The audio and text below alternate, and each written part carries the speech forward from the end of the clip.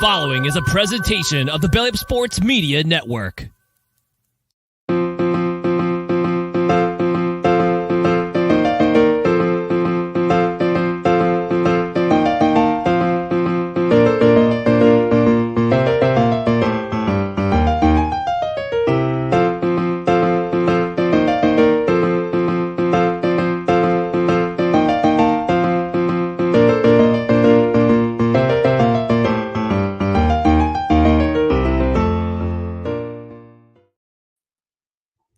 And welcome everyone to another edition of No Credentials Required, where you don't need a press pass to talk sports. We're presented by Belly Up Sports in association with Godzilla Media. Before we get into the episode tonight, I got to take care of some business. Dustin is not in tonight, so I have a special guest I'll introduce you in just a moment. But before we do that, we got some housekeeping details to take care of, and that would be to subscribe on our social media channels, which are right down here below: Twitter, Instagram, TikTok. It's at NoCredsREQ, Facebook.com/NoCredsREQ, YouTube.com/@NoCredsREQ. If you're on Rumble, find us, just search for No Credentials Required. While you're at it, like, comment, share, and subscribe. It would really, really help us.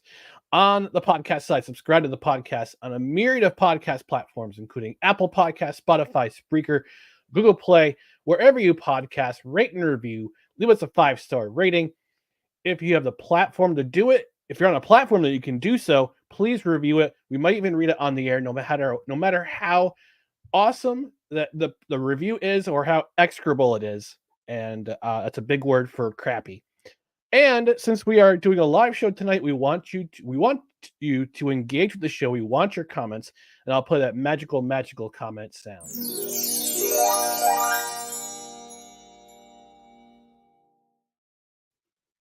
Now, as I mentioned, Dustin is not in tonight. He is on a previous commitment, is a Christmas party for his work, but I made a call to the bullpen, so to speak.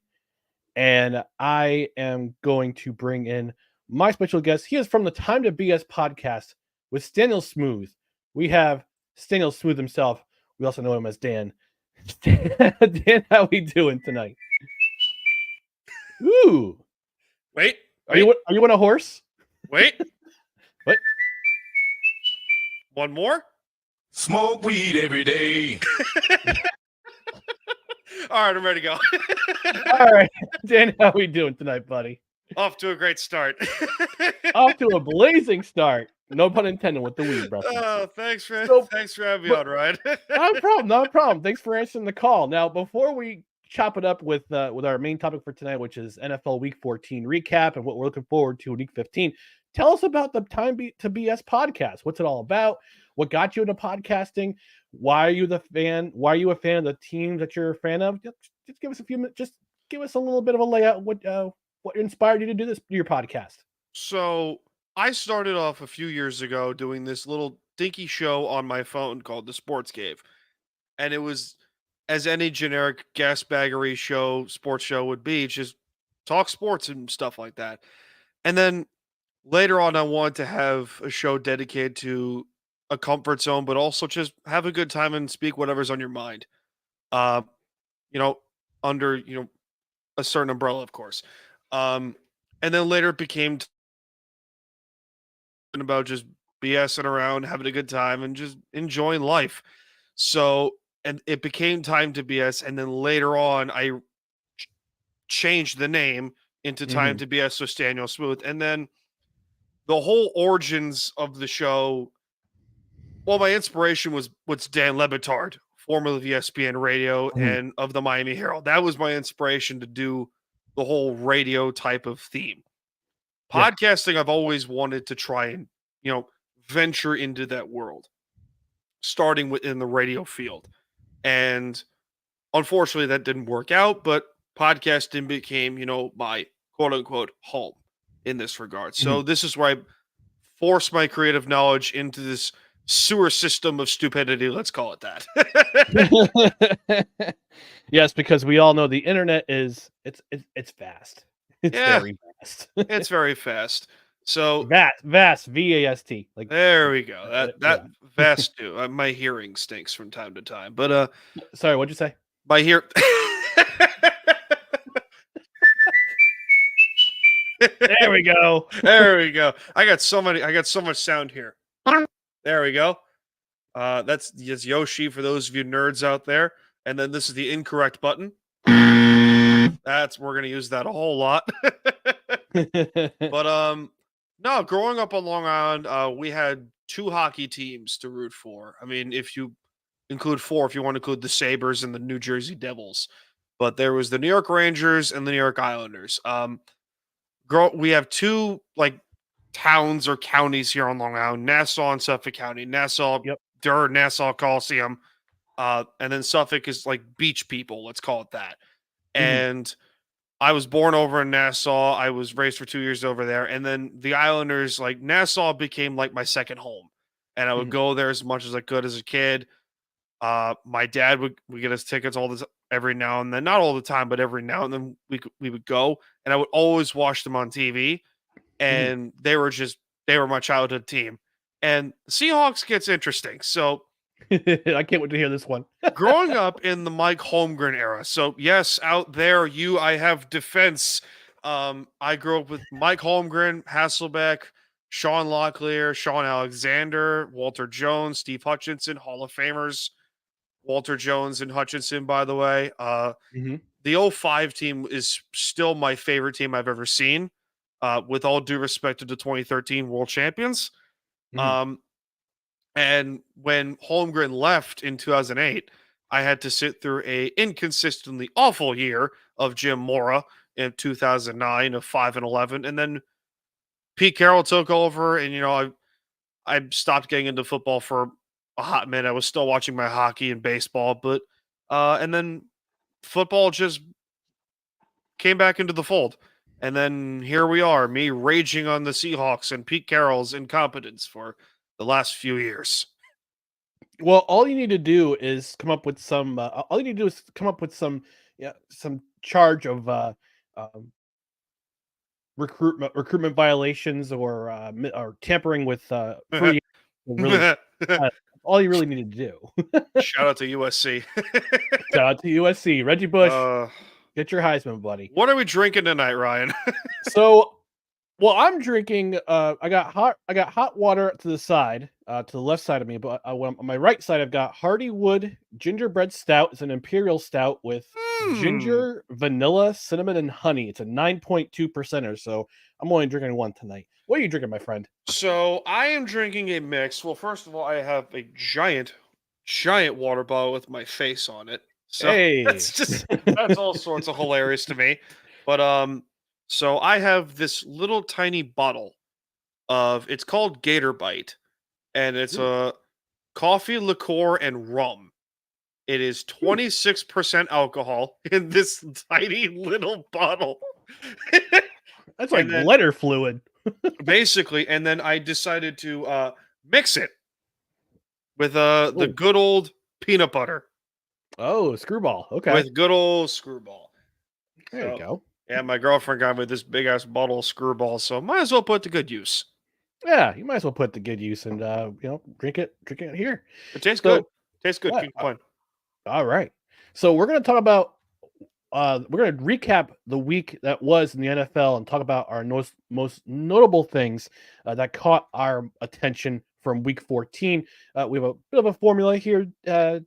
I mentioned it to you, but we're going to start off with the biggest upset from week 14. In your mind, what was the biggest upset in week 14 in the NFL? The fact that the San Francisco 49ers did not score 40 or more on the Seattle Seahawks. Yeah, my regular co-host Dustin said we were going to get dump trucked, and they didn't really get dump trucked, but they also didn't help themselves. No, other than that, they really didn't. Let's be honest with ourselves here. The Jets beating the Texans the way that they did was all sorts of impressive to me. Unfortunately, I do not get the Seahawks games here. Well, I did this time because it was a nationally televised game, but I am forced to sit through the sufferable impunity of the Jets and Giants for the last Yeah, I'm a Jets Yeah. fan, so I am God bless well you. familiar with the suffering. Oh, I he does. had He a does. feeling. You I had a feeling it's the distinct loss of hair from all the stress that the Jets may cause you over the last 20 something years. Well, it's mostly hereditary, but yes, that has something to do with it as well. But yes, And seeing also, in being all a Jets fan. seriousness, though, all jokes aside, man, like Jets have some promise, sort of. Yeah, I that was my biggest upset of the week myself. Yeah, I'm going to go full homer here because I have to. The Jets offensively, they've been akin to Where's Waldo since the bye week. They've been virtually unseeable. You can't find them. They're like John Cena. You can't see me. You can't see me. The offense is there, but we can't see them. And then all of a sudden, second half of this game, Zach Wilson looked. He was cooking. Looked like the quarterback. Every bit of the quarterback that Jets fans saw in Week 4 against Kansas City when he went head to head against Patrick Mahomes in that game. And I still think the Jets should have won that game because of the referees were execrable, but we're getting to that another time. And But the that's a Jets good scored, defense, and that's a good yeah, defense against Houston. That's a really good defense. yeah, and the Jets managed to score 30 points, 30 points in the second half. I can't remember when the Jets scored 30 in the second half of a game, and unfortunately, it forced me to drink a White Claw at the bar where I was sitting and watching the game.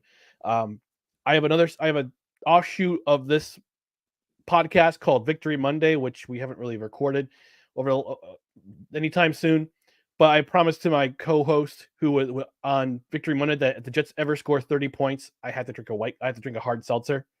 And they scored 30 and a half against the Texans, which was really shocking considering how the Texans have been playing over the past throughout the year. But you did drink the White Claw, though. You drank the White Claw. I did drink the White Claw. I documented it on Twitter. I refuse to call it X. It is Twitter. So I documented it. We like that. There we go. So I drank the White Claw, much to my chagrin / enjoyment because the Jets had won that game. But yeah, I mean, if this offense continues to play that it has, that did last week, they continue to go against the Dolphins on Sunday, you might see an upset in Miami. Oh, we're gonna have some fun. And I can't wait for that to happen because I have a take about the Dolphins in the next segment, which we'll get to. But I mean, my mother would love this, by the way. She is a diehard Jets fan. So much so that you would appreciate this. Since the beginning of this season, she has worn a Jets bracelet for almost every Jets game. And for every Jets win, she has worn that bracelet.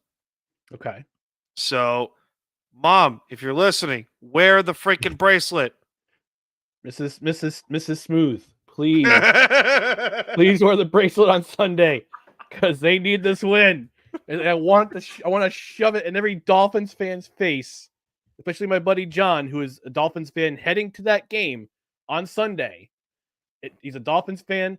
Dolphins are playing the Jets. He goes once a year in December because it gets, of course, it's New York. We get cold. It gets to escape for a couple days. I want him to come back very unhappy. Very unhappy. Don't blame him. Do not blame him. All right, we're going to move on to our biggest disappointment of the week, and I'm going to take the lead on this one. Speaking of the Dolphins Titans was the biggest disappointment. And I've been saying this if you're listening to this program, watching this program live, I have said this all season that the Dolphins have yet to impress me during the 2023 season. Yes, they have the offense. Yes, they have the speediness. Yes, they have Mike McDaniels, the Wunderkind head coach, the now Wunderkind head coach, is replaced Sean McVay in that regard. But this is a team who has not beaten a team over 500 this year. And they had a chance to dominate an underwhelming Titans team. And they did for about 56 minutes. And they surrender a 13-point lead with the final 3 minutes of the game. They lose by 1. And I've called the Dolphins frauds all season. It's not because I'm a Jets fan, but because of the stated fact. This team is a fraud. They I can't feel beat a team over 500. When they play a team that they need to beat, like the Eagles or the Bills, they get punched in the face and they don't recover. I feel like this is a indictment on the Dolphins the last 25 years. Probably since Moreno retired, which is, Yep. hey, they're going to show you flashes of brilliance. They're going to bring you some good teams or good or decent teams from time to time. Let's not forget Chad Pennington in 2009, 2008, Yeah. excuse me, 2008, excuse me. Let's not forget the Wildcat offense with the late Tony Sperano. Okay? Mm-hmm. Let's not forget any of those things. Like Ryan Tannehill sort of flashes of brilliance when he was down in South Beach. The Dolphins do this all the time. This is nothing new. They will show you flashes. They will show you the speed. They will show you some. They will show you some stuff, and then it all comes crashing down, crashing faster than. I had an analogy somewhere and I lost it, but my point is, my point is, the Dolphins do this every year. So I wouldn't call it a biggest disappointment. I just say it's routine and clockwork for Dolphin fans to experience this. Yeah, and I'm just shocked that people in New York, period, between Long Island, Suffolk County, Nassau County, Saratoga County, Albany County, we have Dolphins fans up here, and it's like, why? Why are you a Dolphins fan? Maybe they moved up here. No, one of my buddies who's a Dolphins fan is who I mentioned. I believe he's a lifelong Albany resident. So, God it bless might be, yeah, right. But it might be his dad was a Dolphins fan. So I'm not really sure. But can I honestly, if I were to say like biggest disappointment, it wouldn't be surprised because I'm wearing the jersey currently. Those listening, yes, I am a Seahawk fan, an unfortunate one. The Seattle Seahawks just, oh God, I want to save my energy for the eventual rant that's going to be incoming. No. Let it out. Let it out. All right. Let it out. This is a therapy session, my friend. Let it out. Ryan, how long do you got? I'll give you 3 minutes. Okay. I'll put in the timer. Seattle needs to clean house. They need to fire everyone from the top down. Starting with John Schneider. Ooh, nice burn. Starting with John Schneider, the general manager, the trades. I mean, the three big ones, the three incomparable trades, starting with Percy Harvin, signing into that massive extension after trading a first-round pick plus for him. Let's not forget the Jimmy Graham trade. I was excited when they got him. I picked them to go to the Super Bowl that year, 2015. We don't know how that turned out. Most notably, the Jamal Adams trade. 2 first-round picks for a bona fide linebacker. Thank you, by the way. That's appreciate it. No, I know you. But give us Garrett Wilson and AVT. If Pete Carroll was such a great coach, why is it that the last 5+ years his defenses have been below average to downright terrible? Why is it? Why is it that his offense has continued to be inconsistent? Why is it that his teams, since 2016, since the Falcons' playoff loss, sorry about that, why is it that those teams continue to be inconsistent at the worst possible times? People were picking Seattle to go and win the NFC West this year. I thought they were going to win the NFC West because I didn't believe in San Francisco.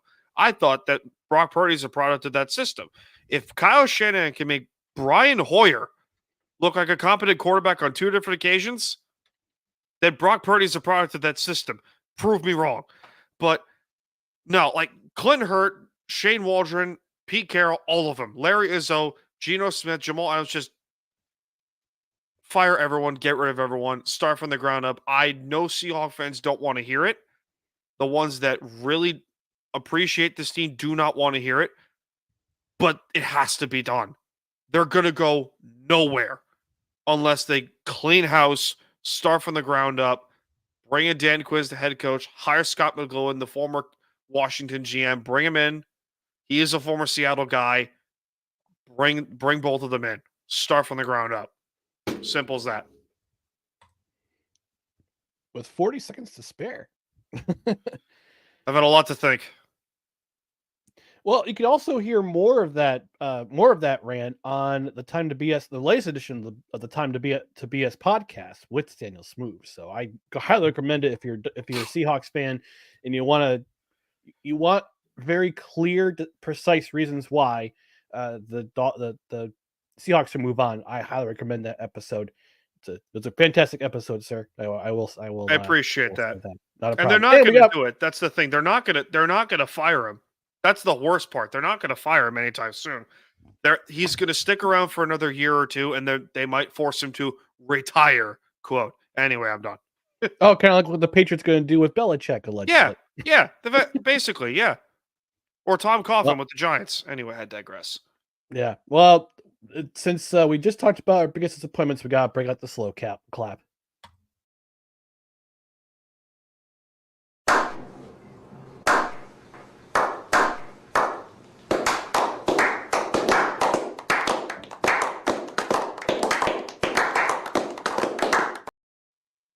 That fine gentleman on the bottom was drinking his whiskey quite elegantly. We've named him Chauncey Winston. Chauncey McWinston. There we go. McWinston. Or Winston. We just say Chauncey Winston. Well, Dustin said Wilson. I said Chauncey, and I combined the names together as Chauncey Winston. So that works. That's what we're rolling with. It works. Most entertaining game: Vikings Raiders. Just kidding. Most entertaining game. Dan, what was the most entertaining game in your mind from week 14? Rams and Ravens. That's such a brutal way to lose if you're the Rams. Oh. And what's that? That's what the second walk off and overtime punt return for a touchdown this year. This year Gibson. Yeah. That's a brutal way to lose. Yeah, and the Rams have been playing well over the last 6 weeks or so because they finally found a running game. Yeah, which we don't have.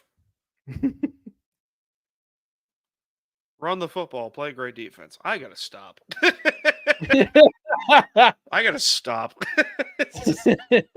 Well, we're going with happier topics this time around, but yeah, for me, the most entertaining game was Bills Chiefs, and I gotta say the Chiefs are rapidly becoming the most hated team in the NFL, and I'm here for it.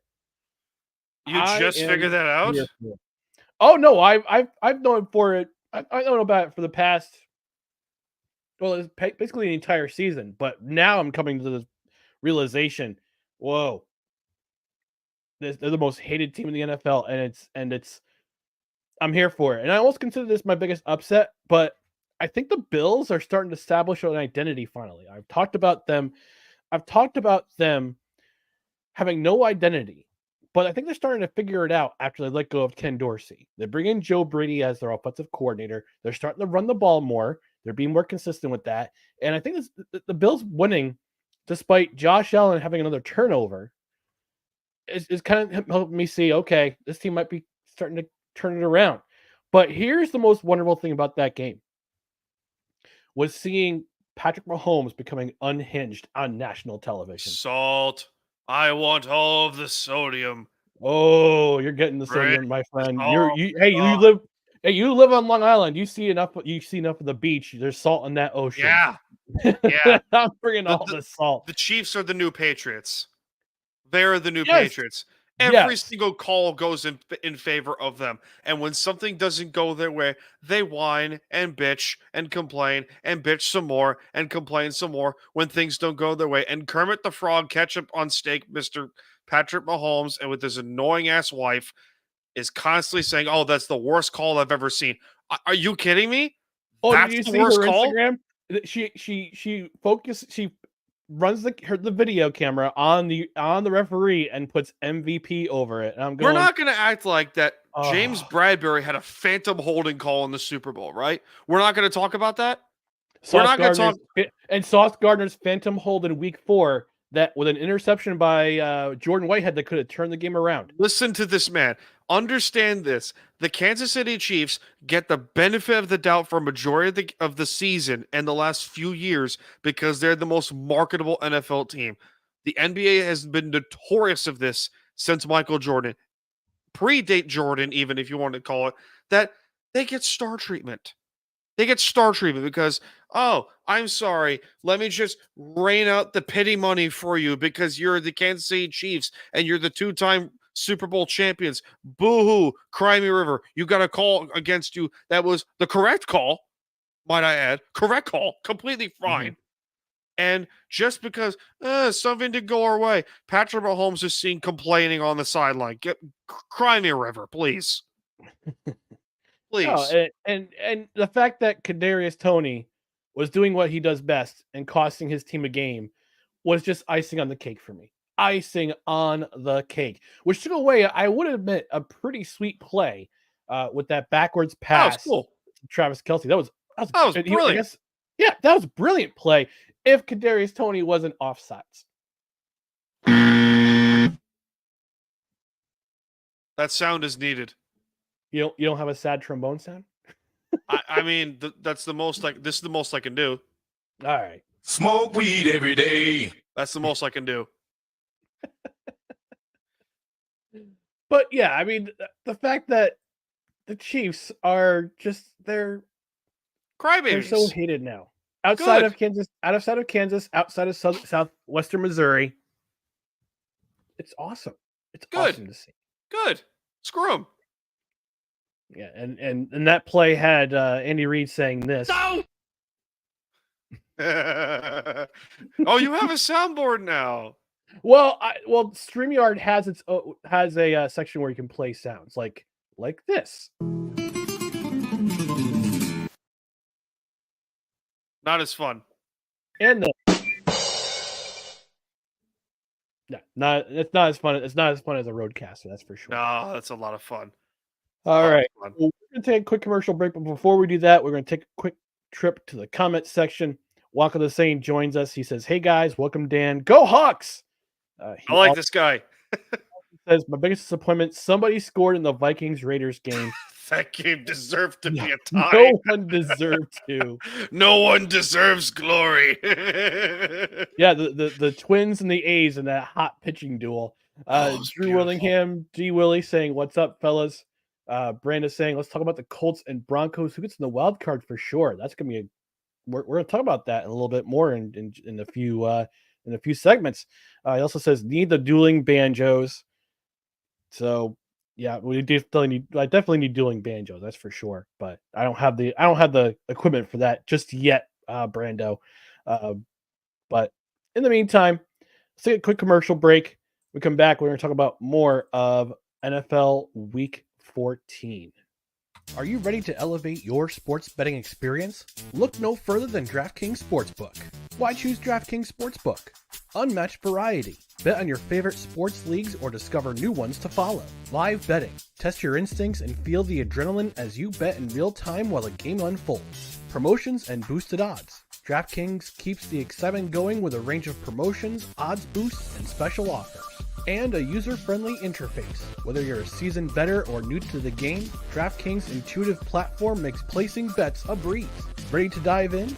Belly Up Sports has partnered with DraftKings Sportsbook to give you an exclusive offer. Sign up at dkng.co/BellyUp150 and new customers will get $200 in bonus bets instantly when they bet $5 or more. Don't miss out on this opportunity to take your love for sports to the next level. Sign up today and let the games begin. Please gamble responsibly. 21 years or older. Eligibility restrictions apply. See website for details. Do what that handsome man in the commercial tells you. Go to that link, dkng.co/BellyUp150.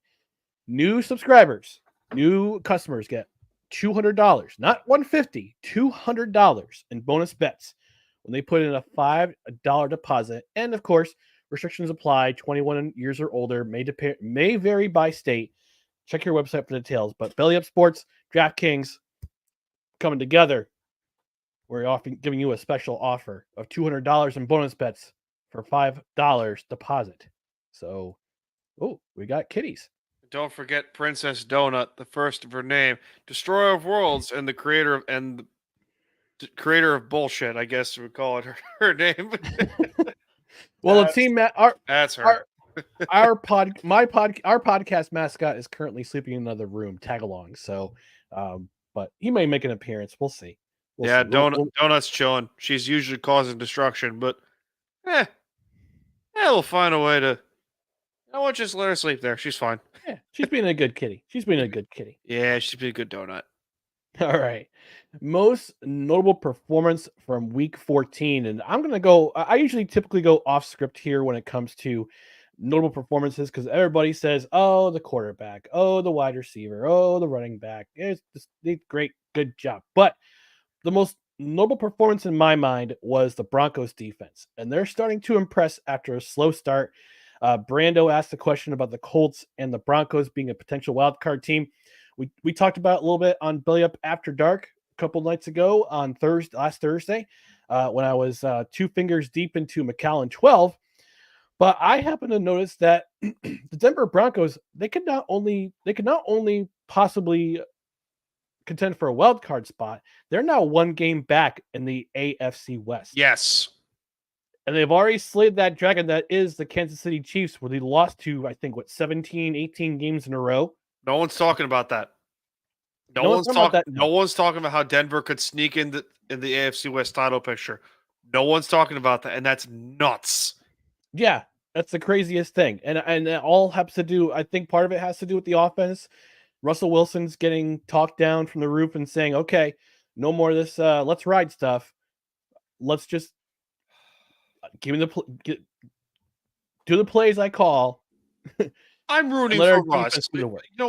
I'm rooting for Russ. I'm rooting for the Broncos to actually win because I had my time last year to laugh at the hysterical season that it was over in the Mile High City. But deep down, I was rooting for Russ because in reality he's the best player in franchise history. Like, aside from Steve Largent, he's the best player that we've ever had. Certainly the best quarterback we've ever had. Yeah. If he didn't exist, then it belonged to Matt Hasselbeck or Dave Craig. Or Dave Craig or Jim Zorn. Jim Zorn, one of the great original lefties. Yep. Him and his milk addiction. But yeah, I mean, Denver coaching matters. Yeah. Coaching matters. I mean, that's not talked about enough. And I got Denver's schedule up right here. At Detroit, home against New England, home against the Chargers, and at Vegas to close out the year. And 3 of those 4 games are winnable. And on the Colts side of things, they could very well run the table. At Atlanta, home against the Raiders, home against Houston. Yeah. Either one of them can run the table. Yeah. And if Houston is banged up right now too. That's the thing I noted the most on the After Dark. If Kansas City loses once, all of a sudden that division's up for grabs. All of a sudden we're talking about, holy crap, can you believe this? Denver might actually win the AFC West. And then, but they're not going to talk about that. The media is going to talk about how badly the Chiefs have fallen down the cliff. Bingo. Because ESPN will do that. Yeah. And I noted Denver's defense. They had 6 sacks against the Chargers on Justin Herbert and then Easton Stick. By the way, 6 of those sacks were by 6 different defenders. Coaching. That's the most impressive thing about this performance. 2 turnovers, only 7 points allowed against a Chargers team that is continually sliding down that slope. And I think I've talked about Brandon Staley being a fireable. Why is he the head coach? Fired? How has he not been fired? You got me.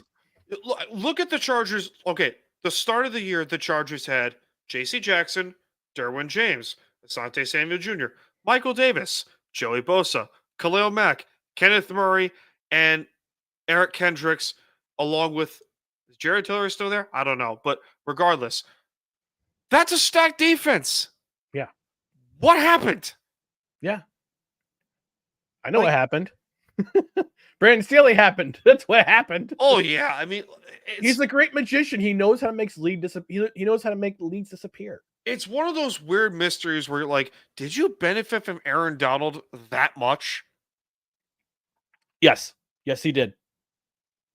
Oh, hold on. I see a comment right here saying best Seahawk player Walter Jones. Yeah, I can agree with that.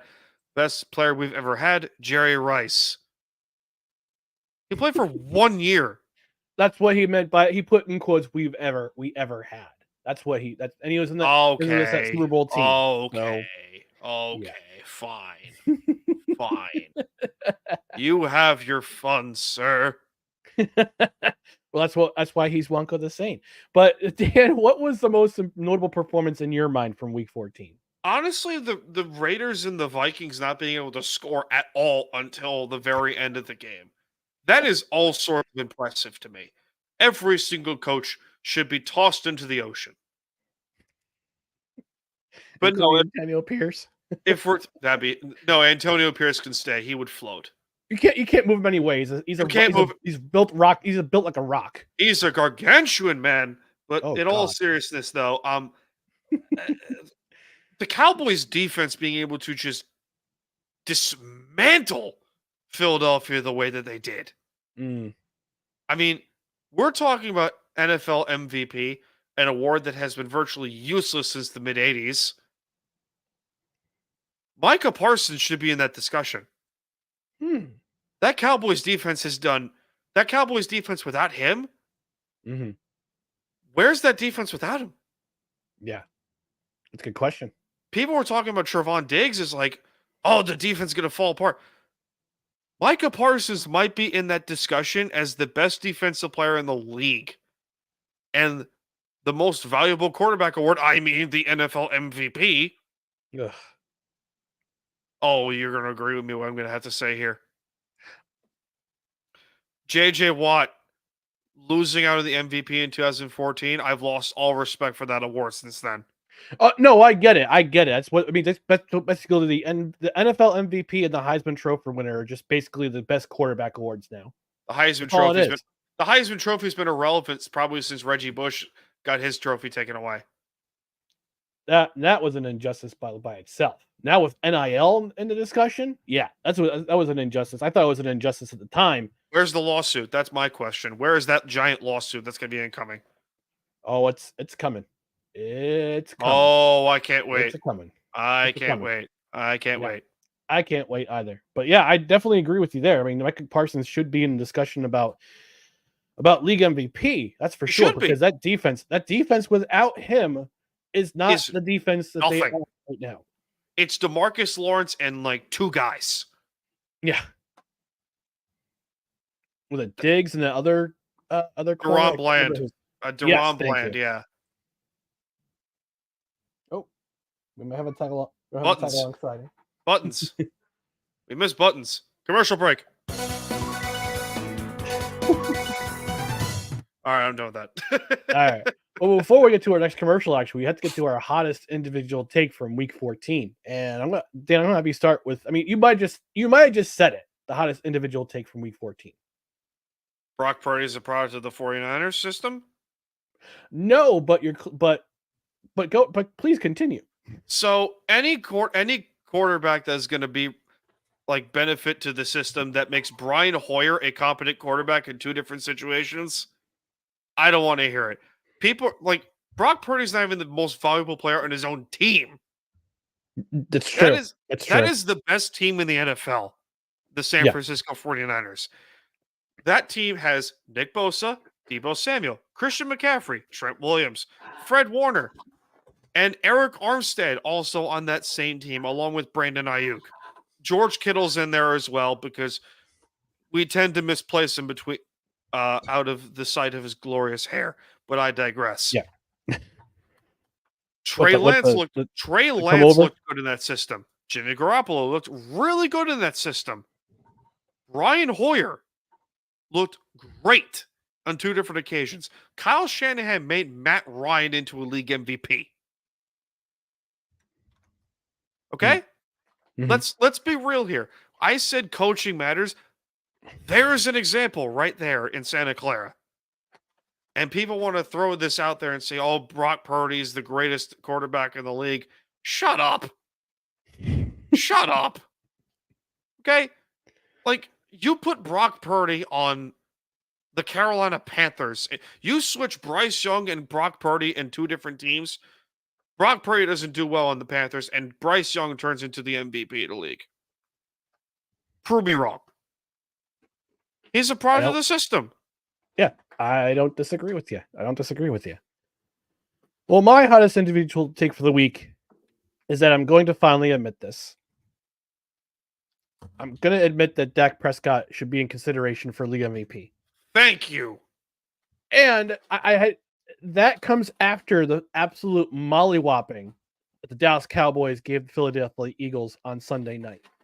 And in the offseason, he said, I'm going to throw less than 10 interceptions this year. Okay, so his stats right now, he's thrown only 6 interceptions compared to 28 passing TDs. He's also thrown for 3,505 yards. And the Cowboys are now tied for first place in the NFC East.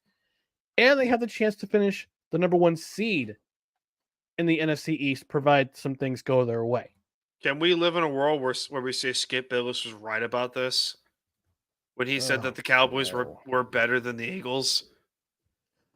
Yeah, we talked about that last week, but he also said that if they meet the 49ers again in the playoffs, the Dallas Cowboys were going to beat the Niners, which I still don't believe. Hard to say. Which I don't believe it. Hard to say. Dustin and I dunked on that take last week on last week's show. But no, I'm definitely starting to see why Dak should be in the discussion for MVP. Yeah. And the fact of the matter here, not only because of their defense, but because of Dak Prescott-led offense, 8 of their wins have been by more than 20 points this season alone. And the last team to do that, to have that many wins in a season of 20 or more points, each team has won a Super Bowl.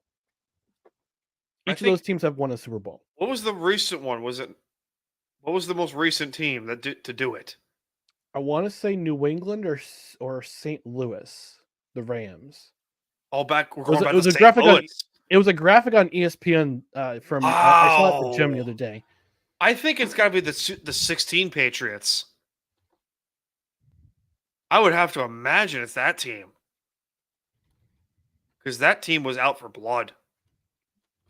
Well, the 2016 was out for blood. Yeah. And they lost in the biggest game of them all. So the 2007 Patriots had 10 games. 2016 Patriots, I said. Okay. So 1999 Rams, 2023 Cowboys, 96 Packers, 61 Oilers, 24 Yellow Jackets. Wow, we're going back to the 20s. The Frankfurt Yellow Jackets had 8 wins, and all 8 wins were by 20 points or more. Wow. But yeah, the 2014 Patriots had 7 wins by 20 or more points, and they wound up winning the Super Bowl, I want to say. You might be I think you're right in that regard. But yeah, but based on the strength of that defense, who's been pretty phenomenal, and Dak Prescott's play has been pretty phenomenal, he's really elevated his status this season. And I think this gives Cowboys fans hope that yes, they will finally go to a Super Bowl and have to play this insufferable song in the offseason.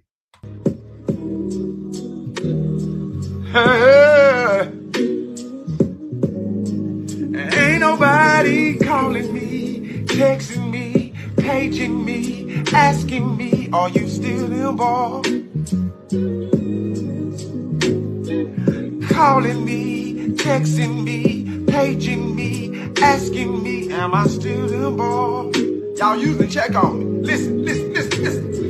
I'm still involved.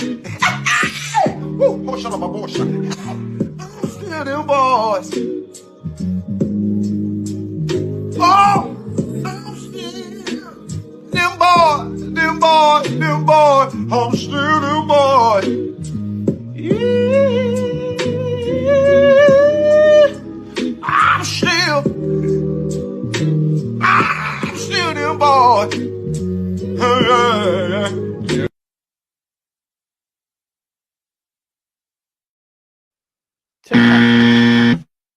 TikTok's the worst.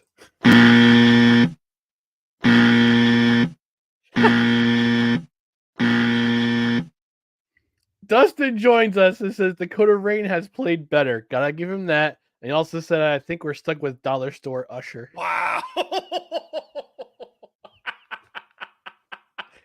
Thank you, Dollar Store Usher. That was great. Dustin chicken in from after the Christmas party. All right, we're gonna take Store Usher. Dollar Store Usher. All right, we'll do a couple more comments. Wonka the Saint saying, "Yep, hell of a year from Dak. MVP discussion for sure. Cowboys blew millions, not setting him years earlier. Fine by me. I hate Dallas." Yeah. And Sapna, my friend Sapna says, "Sports ball." Hand pink waving, elbow cough. All right. All right. Let's hit one more commercial break, and we'll come back. We'll talk about what we're looking forward to in week 15 of the NFL season. Stay tuned. Hey everyone, it's Ryan from No Credentials Required to talk to you about one of our newest partners at Belly Up Sports, SeatGeek. Yeah, live sports is great on television, but the feeling of being at the arena is a priceless experience. That's why our friends at SeatGeek are there to help you find the best tickets at the best prices. Not only can you get tickets to sporting events, we can also get tickets to concerts, comedy shows, musicals, and more. Search for your desired event now at SeatGeek.com, enter promo code BellyUpSports at checkout, and you save $20 off your first purchase. SeatGeek. Life's an event. We have the tickets. That's right, folks. Again, that handsome man, the voiceover, telling you about SeatGeek.com. Look, Christmas season upon us. Hanukkah season's also upon us.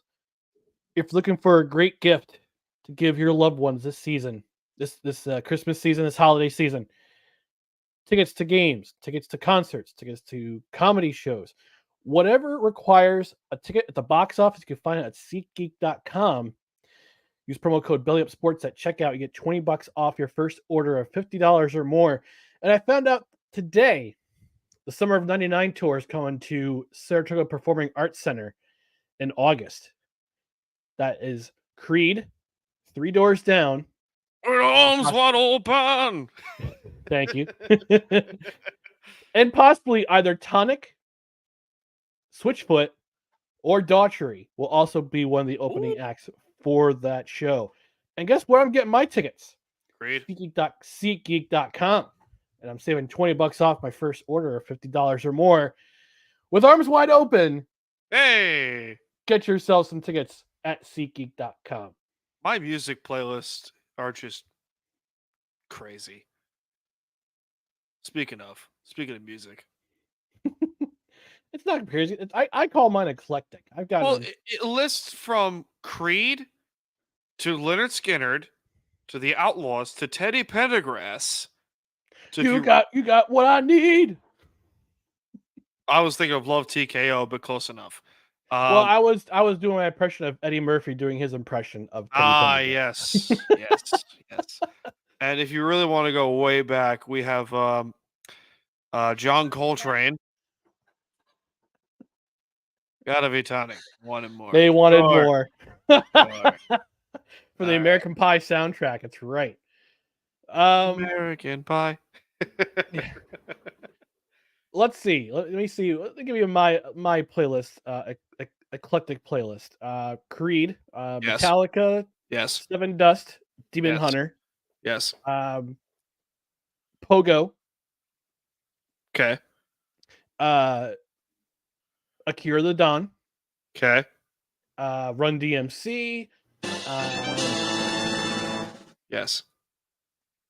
Let me see what else. What else do I got in there? I got some soundtrack music in there. Ooh. Got Slayer. I just added some Slayer to my playlist today. Good. Jerry Rafferty, Papa Roach, Dr. Dre. I got some wrestling songs, intro songs in there. Yes. There's not a better song to listen to at the gym than Triple H's theme or Batista's theme.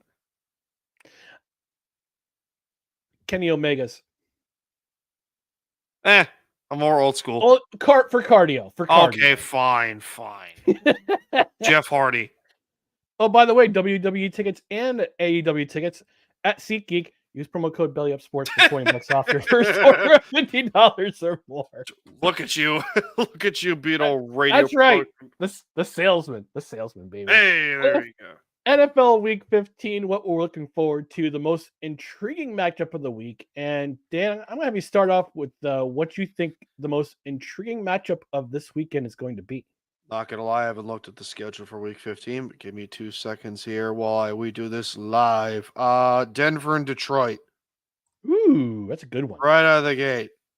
Right out the gate. But if I really want to have some fun here, I would say not Eagles. Chiefs Patriots. Which team you want to hate and to lose more? I'm not gonna lie.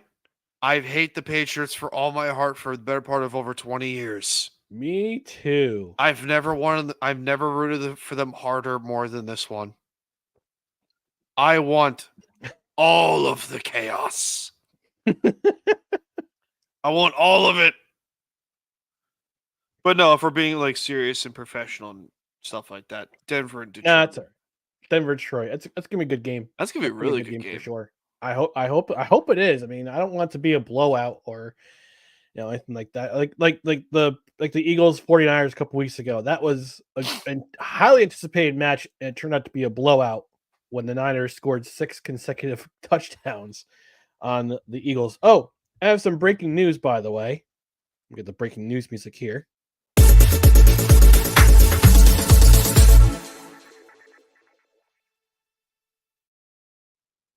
Deebo Samuel just scored another touchdown.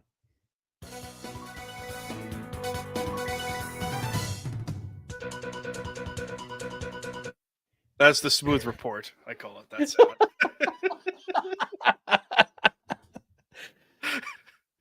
Well, my most intriguing matchup for Week 15, it's Steelers and Colts, and I call this the "How Are You Still Alive" Bowl, because this is two teams that lost last week. And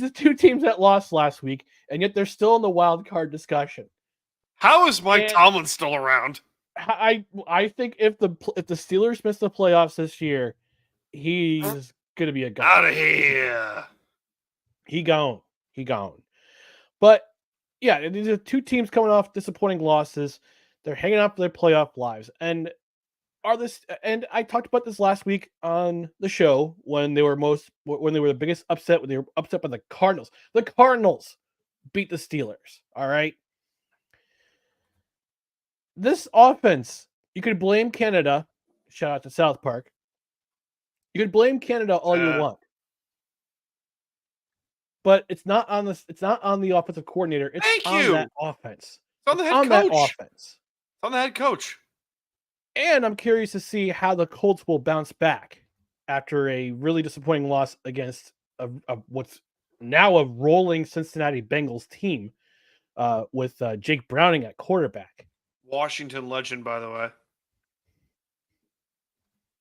Oh, a little history, by the way. So this game, Steelers Colts, is going to be on Saturday. On this week from last season, the Colts played on Saturday and surrendered the biggest lead in NFL history against the Minnesota Vikings. Yeah.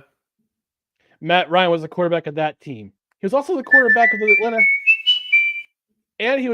Atlanta Falcons in the Super Bowl when they blew a 28-3 lead.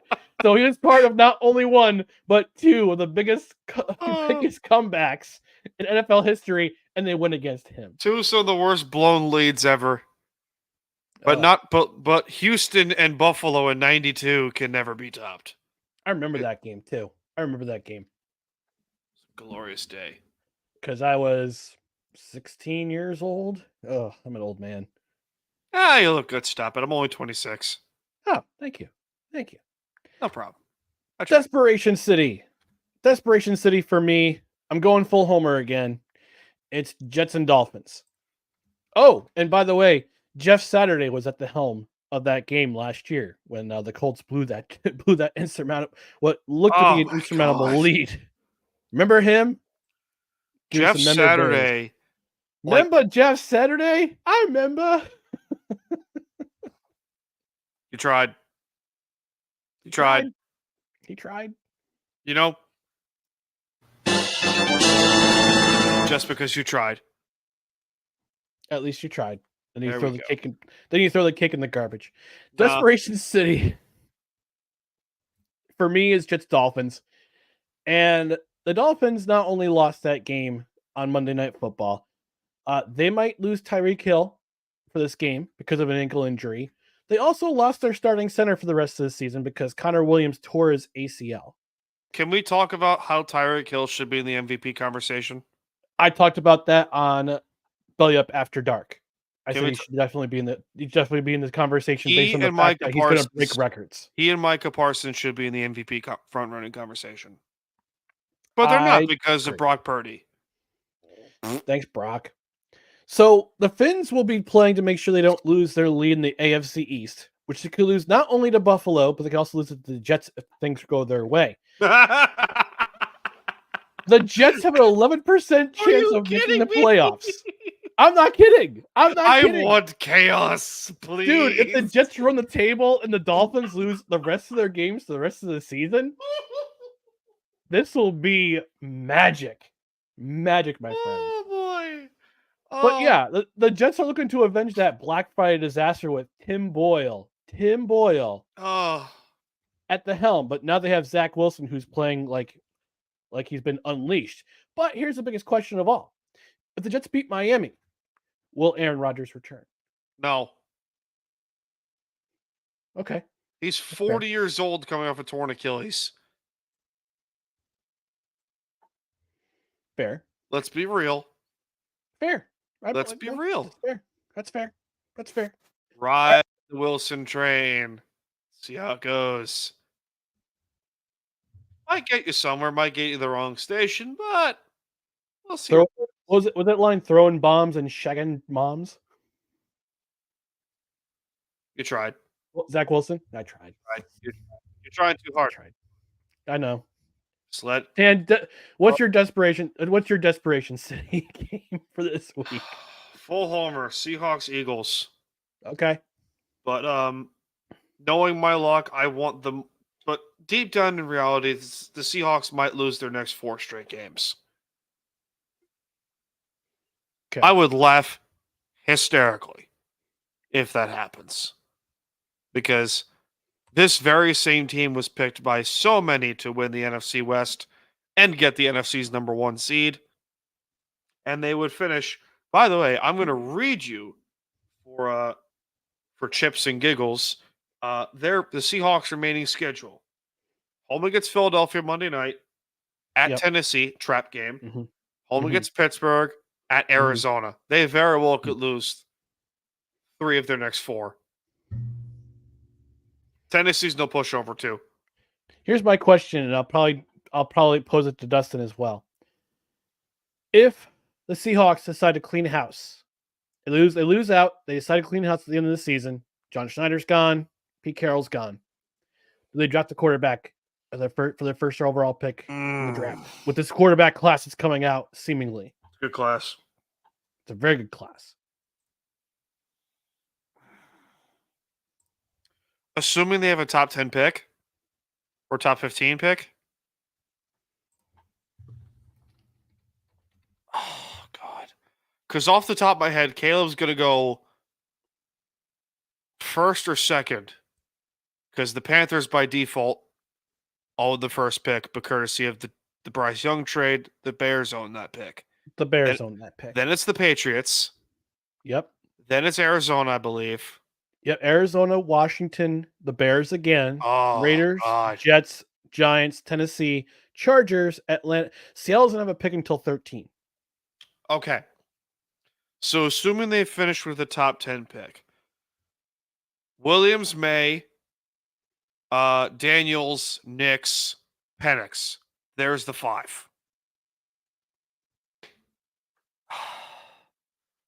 I would like Penix. I also would like Bo Nix. Mm-hmm. Part of me wants to see what Bo Nix can do in like this system. Penix, though, can sling it. Yes. Penix can sling it. I'm not sold on firing Schneider. I've been sold on firing Pete for the last half decade plus. But if Schneider's around still, I would be a little more confident because I know his style and how he likes to evaluate quarterbacks. He was a big fan of Mahomes. He was a big fan of Josh Allen when they were coming out of college. Mhm. So there's my hope with that. But I would personally take Penix if they finish with a top 10 pick.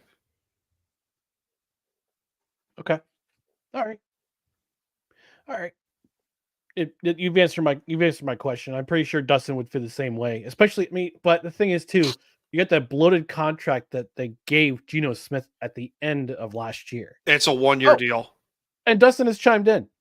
They gotta get someone for the future, but who do you get as coach? Dan Quinn, great DC, but I don't want the head coach who blew the biggest Super Bowl lead. See, Snyder stayed, I would hope. Here's my argument. Here's my argument for Quinn. My argument for Quinn is that, yes, he did blow the biggest Super Bowl lead in history. Yes, that is very true. But you also need to put into consideration his offensive coordinator was Kyle Shanahan, who, since going to San Francisco, has had a notorious habit of blowing bad leads. Now, you can put that on Quinn, you can put that on Shanahan, you can put that on the Falcons as a whole. But Quinn can coach defense. Mm-hmm. There's no doubt about that. That man knows defense, and that man knows a good offense when he sees it. Hence why he's so good at coaching defense. If they don't hire Quinn, I would call Cleveland and say, hey, Jim Schwartz, what say you be a head coach again? I'm a big fan of Jim Schwartz. I liked him since he was with Detroit. I thought he was treated unfairly with the Lions. Well, you could argue that with a lot of coaches from with Detroit, and the way the way that family chews up and spits out coaches. I would bring in Dan Quinn as the head coach, make Chris Richard the defensive coordinator, and for shits and giggles, bring back Brian Schottenheimer to coach the offense. Because what Pete has a notorious habit of doing is that when offense does not go his way, he changes it back to run up the middle, run on the outside, occasionally a pass on second down, play action pass, or deep pass on third down.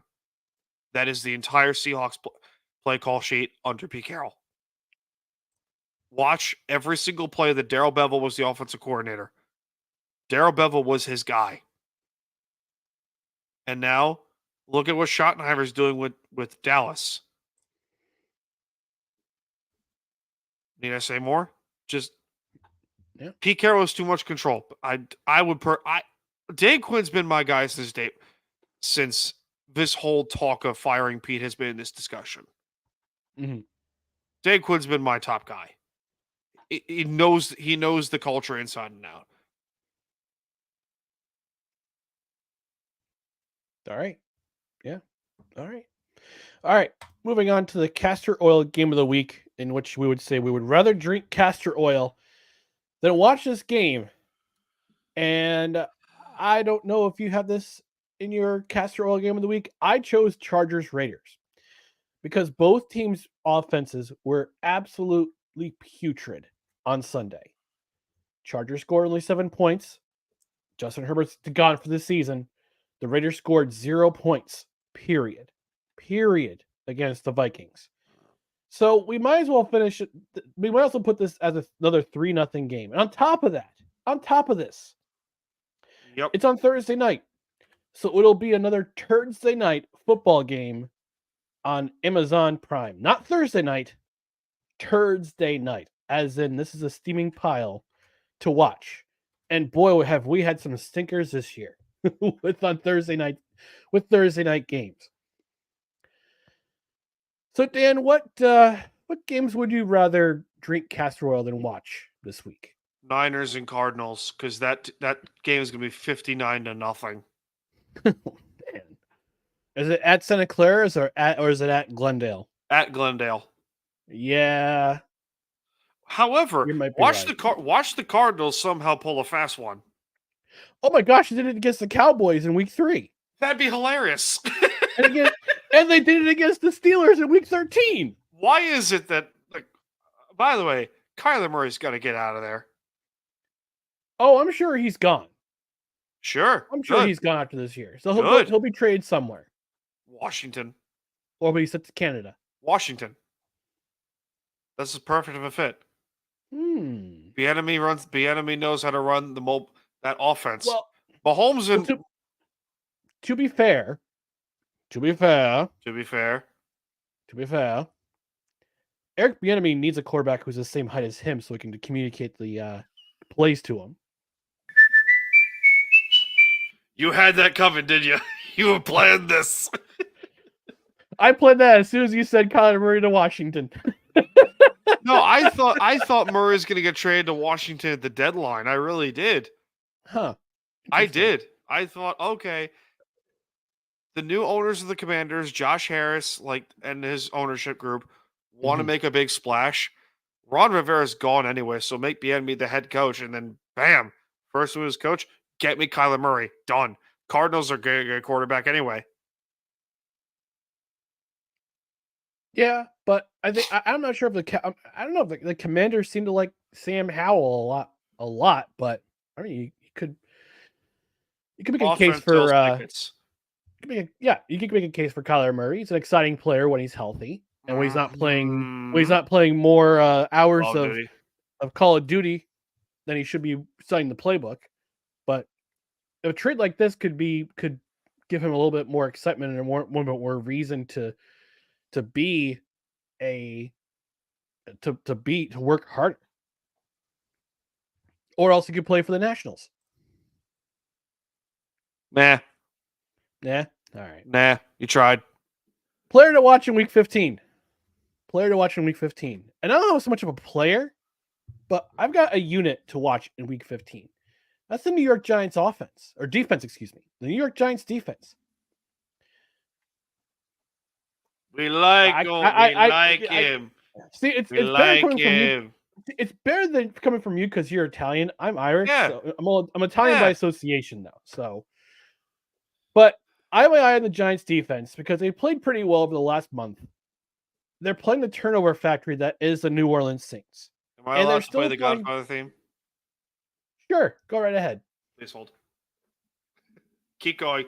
Keep talking. Yeah. So I think with the Giants playing pretty well, especially over the past month, they seem to come together. They're one game out of a playoff spot.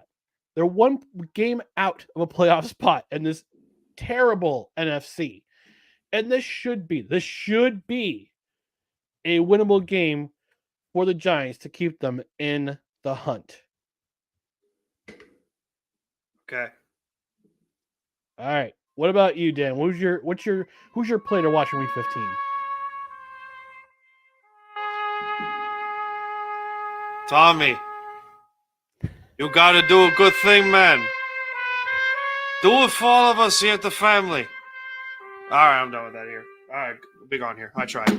Tommy Cutlets. I tried. I really tried. Tommy DeVito, you gotta do something good for the family. I gotta get the golf. I have to get the cotton balls in my teeth, in my gums. You know what I'm saying? Shout out to Marlon Brando. By the way, rest in peace. Where is it? My tower of DVDs features the Godfather trilogy. Ooh. Anyway, what you're acknowledging Godfather 3 actually exists?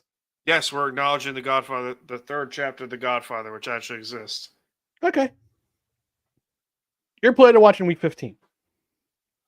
Oh God, player to watch in week 15, Jamal Adams. Because I hope that this is the last game we see him starting. Good God. And to think that us Jets fans wanted him to stay in. The crap that I have seen all over Twitter, like Jets won the trade. Like, shut up. Your team stinks. How is your record since the Jamal Adams trade that you claim to have won? Terrible. See, However, point made. No, however, in this regard, no. No, I do want to say though, after your take on your podcast, you better watch out. Make sure you doesn't have any pictures of you and your girlfriend to say, "Oh, Yeah, that was like in the Connor Hughes." Come on, dude. Yeah, that deserves a douche nozzle. That deserves a nozzle of the year award for that. Hey, listen, my lady is gorgeous and she loves me and I love her. She's an amazing woman and shit. That sound is needed. Aw. But in all seriousness, though, like that was so uncalled for by Jamal. Like, really? Yeah. Really? Hey, you're so insecure about your coverage skills. How about you work on them? Huh? True that. All right, a couple more comments before we get out of here. Wonka the Saint says, Castor Oil, yeah, I agree with Ryan. Second choice, yeah, I agree with Dan. Of the remaining bad games, Falcons, Panthers, I guess? Tank division. Well, the Falcons have something to play for. The Falcons do have something to play for. That's the division. Panthers don't really have anything to play for because even if they lose their remaining games of the year, they still have to give their first overall pick to Chicago. That terrible. That's still hilarious to me. Deal. That's still funny to me. Let's so Panthers. Oh boy. He goes on to say, player to watch, Jake Browning. Yeah, he's played pretty well the last couple of weeks. Husky legend. Dustin says we don't talk of Godfather 3. Yeah, and however, it's like Rocky 5. However, in my defense, music and movie snob Dan will say this: the Godfather franchise is not even my favorite movies. Dare I say, people call this movie a chick flick. The Princess Bride. Solid choice. Still my favorite movie to this day. Still my favorite. Great movie. He also goes on to say, taking the low road, Adams. Yep. I love that. I love that trade. When it first happened, I was super excited, and then I saw him play, and then I wanted him to be sent to Pluto. Yep. And then you realize what Joe Douglas was right about all along. All right. So before we wrap things up here, Dan, I'm going to give you the floor to promote your stuff. Where do people find you? Where can people find your podcast? So, my name is Staniel Smooth. I am the host of Time to BS with Staniel Smooth, coming to all the way from the beaches of lovely Long Island, New York. You can find my show on Long YouTube. Island. Thank you. Yes, right here. See, the tattoo's right there. But you can find my show on YouTube and Spotify and Apple Podcasts at Time to BS with Staniel Smooth. Twitter, Instagram, and Threads at Time to BS Podcast, and myself at Staniel Smooth on Twitter, Instagram, and Threads. Just subscribe, like, and stuff, because we like that. We like that stuff. That's true. We do. We do. All of us do. We do. That's right. Well, thanks for being on the podcast. I appreciate you filling in for Dustin. And, cheers, man. You're welcome. Hey, you're welcome back anytime. This is a fun conversation for you two. You and Dustin both, because I mentioned this to you before we went on here. I'm doing a live stream sideshow called the Sports Cave, and it's every Thursday we do a live stream where it's one or two guests from a different Belly Up podcast or various other sports podcasts will come on and it's like a debate show, which is like I ask you one or two questions and you and I or the three of us just go at it. Mm-hmm. And that actually was the origin. I mentioned this very early on that name was the original name of Time to BS. It lasted for 43 episodes. It's 43 more episodes than a lot of people have out there. Yeah, that's true. I'm trying not to be Joe Rogan. I'm just trying to be me. That's okay. That's the best. All right. Before we get out of here, we got to do some housekeeping of our own. On Twitter, Instagram, TikTok, it's at NoCurdsREQ, Facebook.com/NoCurdsREQ, YouTube.com/@NoCurdsREQ, and as usual, please don't forget to, where is it here? There we go.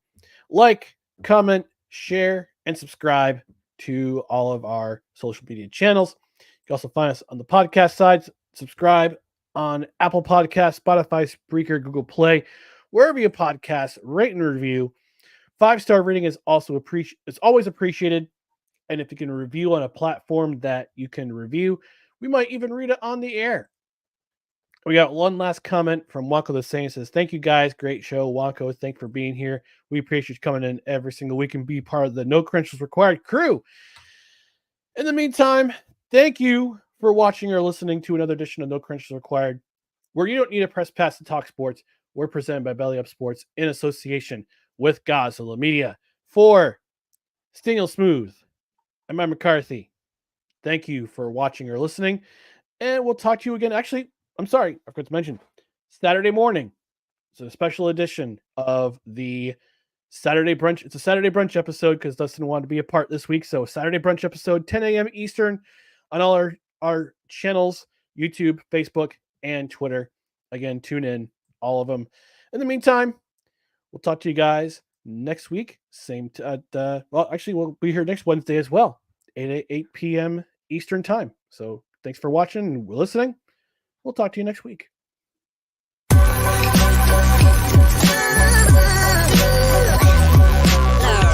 The following is a presentation of the Belly Up Sports Media Network.